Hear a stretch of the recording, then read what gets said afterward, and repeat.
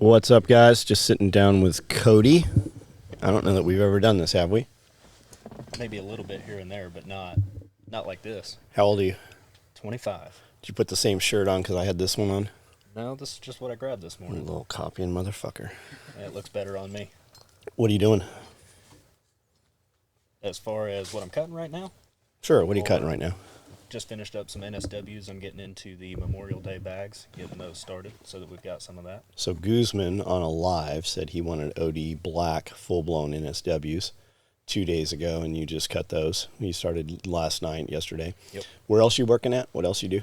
I'm at Grange's at an aluminum plant. We cast aluminum into giant coils, roughly 55 to 58,000 pounds, and it gets milled down into different thicknesses. What do you actually do there? I grind the rolls that actually smash the metal down in the mills. You grind the rolls, so you work on the tooling, the machining? Sort of. I'm running two very large-scale CNC machines. Everything we operate is loaded with a crane. So, I mean, anywhere from 4,300 pounds to 75,000 pounds. So you just sand them when you're done? Something like that. Got it. And you work full-time there? Yep, And full-time here? pretty much. Yeah, so you work two full-time. How old are you? 25. 25. And you work two full-time jobs. And hit the gym 5 days a week. What do you do about life balance? I don't know. I've kind of been leaning towards what Rob said a few years ago. No sleep, no balance. Yeah, that's some bullshit. I think we program kids with that, and it fucks them up, and it keeps them from greatness. I'll say this. I'm busier right now than I've ever been in my life, and I feel better than I ever have. Yeah, accomplishment. Yeah. You have something to show at the end of the day, and your bank account's fucking really stacking. Yeah, definitely. Yeah. So I saw you, I had thought you left the other day. I came out to talk to you about something. And when I walked back in, I said, what's that running? I thought there was a helicopter coming or something. That was the Yukon. Yeah, so the Yukon was running, and then I thought you had taken off. And then you had pulled, you moved the Porsche, one of the Porsches, you moved the Yukon, and now the Mustang is out. What year is that thing? It's a 2012. And what's in it? It is a first-gen 5-liter Coyote, 6-speed manual car with a lot of stuff done to it. It's a supercharged car? Yep, it's a Pro Charger, so it's centrifugal. It's not a roots blower. Got it. And what's wrong with it? I'm going to swap the heads on it. The cams don't ride on bearings in that car. They ride right on the aluminum head surface, and they're marred up. So I'm going to replace those and possibly have the blower rebuilt and then get it tuned, and it'll be... And then you're selling it, or what are you doing with it? Well, it's got some hail damage on it, so I don't know how that's going to affect things. Okay, so the hail damage, everybody has been telling me, I've had 100 comments about this because everything here is hail damage. Yeah.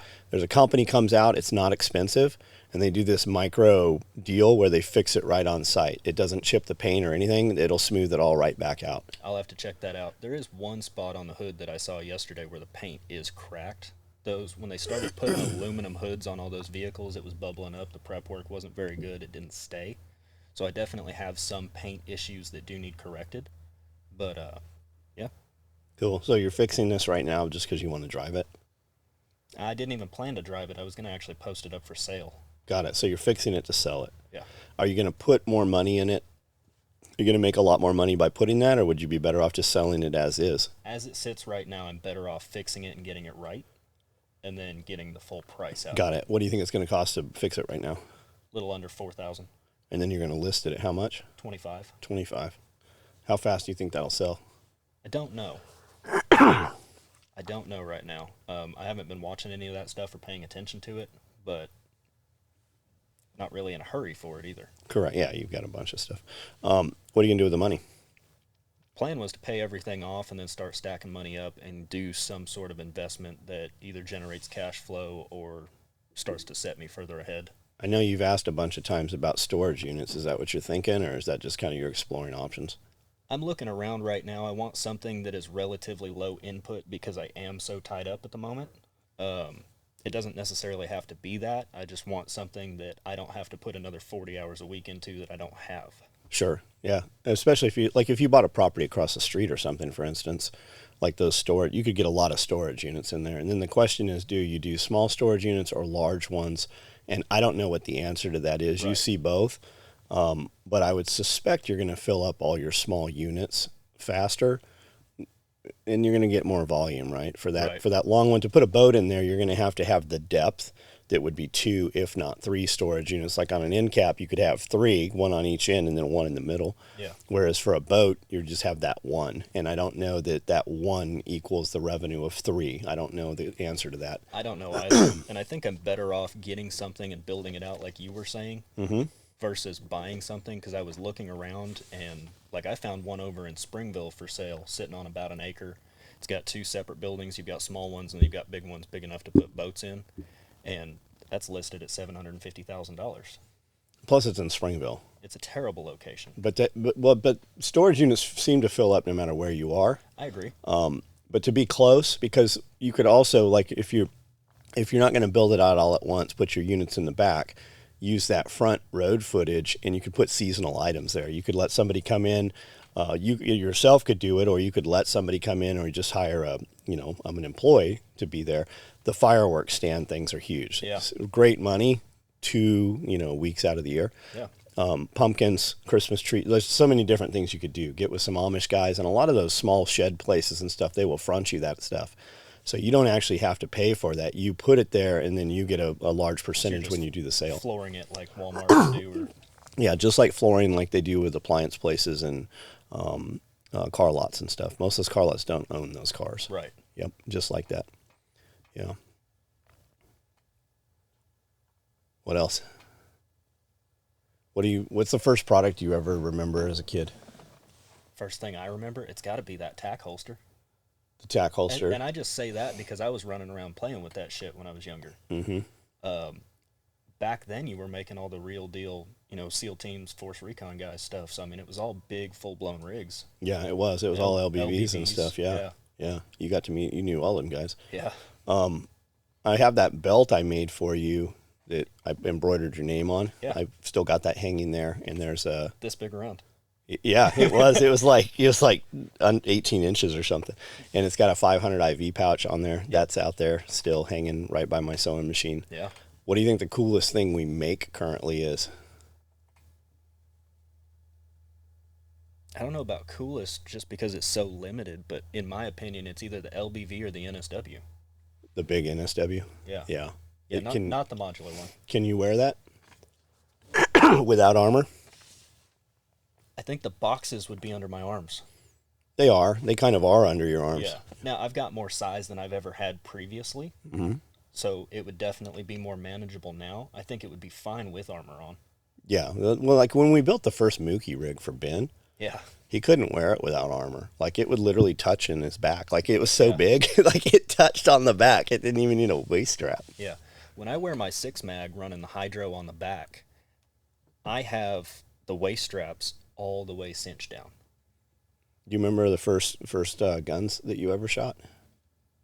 I do. What were they? The first gun that I ever shot was a full auto AK. When we got here? Yeah. James? Yeah. Yeah. Do you remember the first class you ever took? Fighting rifle with a Ruger 1022 with a custom rig that you made me for that. It was freezing up. 6-mag. You remember your gun freezing? It was sleeting, and the slide literally froze shut on that rifle. Yeah. What was the next class?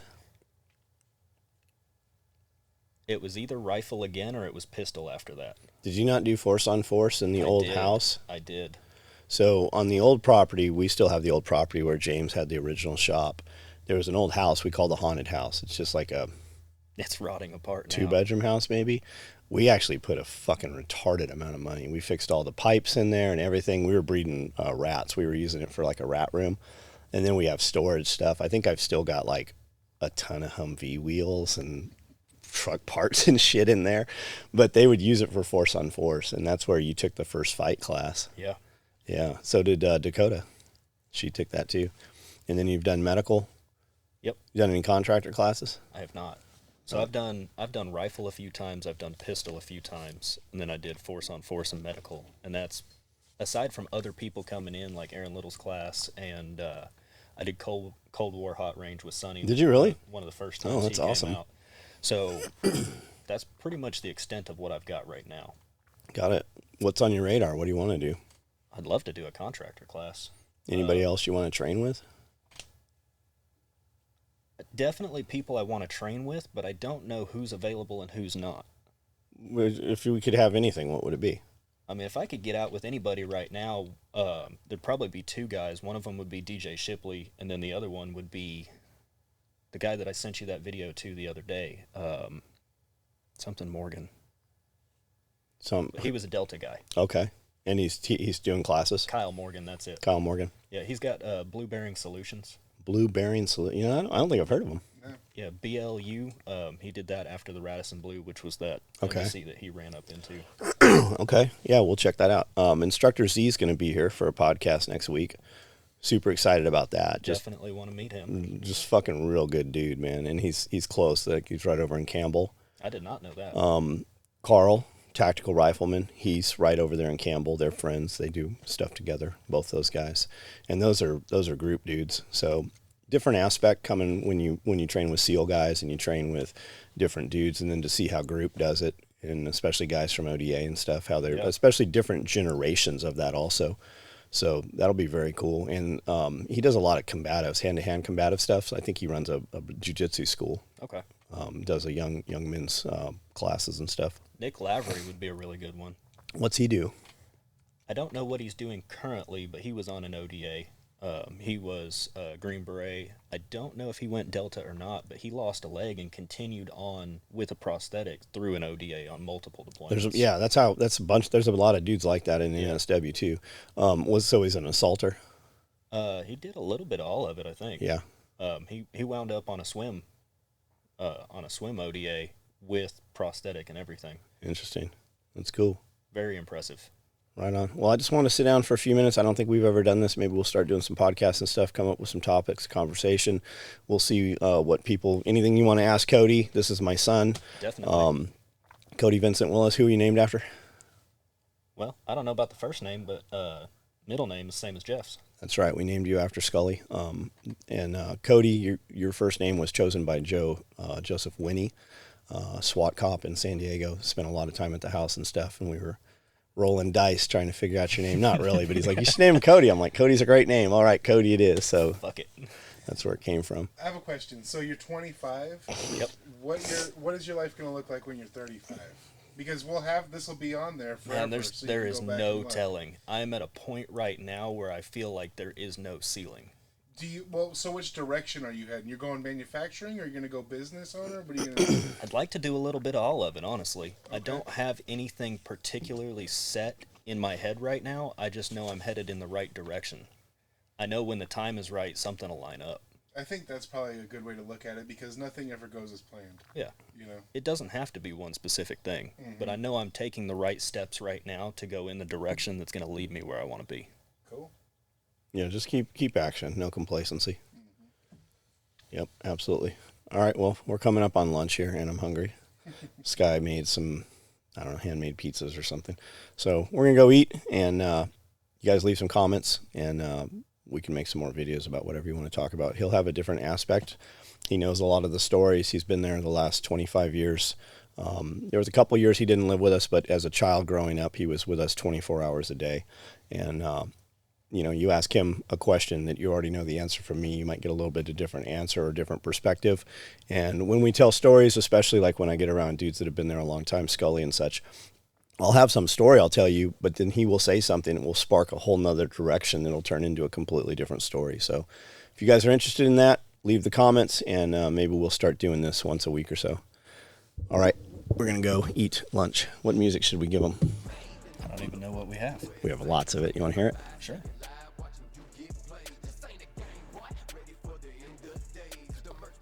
That's Lyric. He'll be out here on the 13th. He's playing. That was mastered a lot louder. That's David Ray. You guys all know that. David's been on Team Jelly Roll for the last 5 years. That's him also. That's Tessa.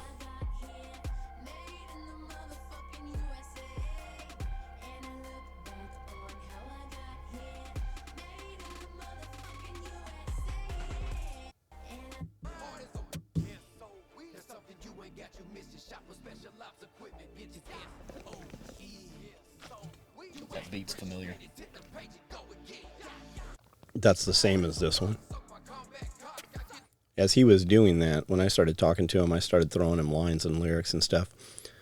He put that whole song together in, I don't know, I was forwarding him to you, maybe an hour? Yeah. Like, he had that whole fucking thing done. It was a 3.5-minute song in an hour, and then they went in, did the beat for it, mastered it, went into the studio and did it, and that's just a really shitty copy that we've put on here. But You were supposed to make clips of that. Yeah. What was amazing to me is when he was doing the beats, he was making the beats on the computer and then rapping into his phone, and you couldn't tell that it wasn't like somewhat mastered already. Like, you could tell it was raw, but it didn't sound like he was just talking into a phone. Yeah, he's got full albums out, Yeah. man. If you search Lyric Supreme on YouTube, he's done a lot of stuff with a lot of artists. Like, that dude's doing some super cool shit, and we just have access to him. When I said, man, I want a rap song, Brandle's like, I met this kid at the parking lot in Walmart, and he hustled me so good, I bought every CD he had.